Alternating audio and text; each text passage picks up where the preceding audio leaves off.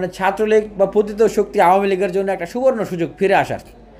আর এই কাজটি কিন্তু সুকৌশলে করা হয়েছে, যেটা আমি একটু আগেও বলেছি, যে তাদেরকে ক্ষমতার মোহ দেখিয়ে তাদেরকে একদিকে ঠেলে দেওয়া হয়েছে, বাকিদেরকে ডিপ্রাইভ করা হয়েছে, জাতীয় ঐক্য না করে দূরে রাখা হয়েছে। এখন একটা কেওয়াজ হচ্ছে, কনফ্লিক্ট হচ্ছে। আমরা কিছুদিন আগে দেখেছি যে ছাত্র দলের অনেক নেতাকর্মীরা, যুবদলের তারা অস্ত্র হাতে বিশ্ববিদ্যালয়ে, সেখানে বৈষম্যবিরোধী ছাত্র আন্দোলনের নাম তারা প্রকাশ্যে বলেছেন যে এই হাসনাত আবদুল্লাহর নেতৃত্বে এই সংঘর্ষের সূত্রপাত। সেখানে আবার সিলেটে সেখানে ছাত্র শিবিরের নাম এসেছে।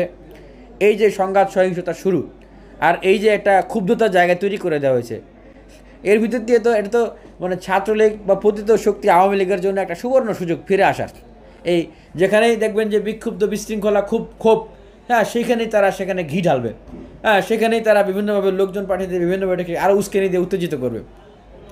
আর এখানে থিওরিটিক্যালি যেভাবে আওয়ামী লীগ কামব্যাক করতে পারে সেটাও আমি যদি ব্যাখ্যা করি, যখন প্রতিযোগিতার মানদণ্ডটা হয় পেশি শক্তি, প্রতিযোগিতার মানদণ্ডটা হয় কালো টাকা, প্রতিযোগিতার মানদণ্ড হয় সেম। আওয়ামী লীগের সময় শেখ হাসিনা যেইভাবে পয়সাপাতি টাকা পয়সা দিয়ে সবাইকে অফার দিত যে তোমরা আমার দলে আসো, আমার সাথে ইলেকশনে আসো, ঠিক এখনও যদি একই রকম সিস্টেমটা হয় তাহলে কি হবে?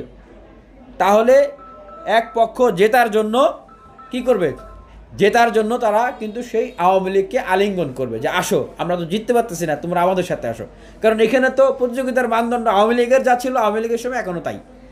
অথবা যারা জিততে থাকবে তারা তাদেরকে আরও বেশি শক্তিশালী করার জন্য বলবে আওয়ামী লীগের দিকে হাত বাড়ায় যে আসো, আমাদের সাথে আসো, আমরা আরও শক্তিশালী হই, আমরা আর কাউকে চালাতে দেবো না, তোমরা আমরা মিলেই চালাবো।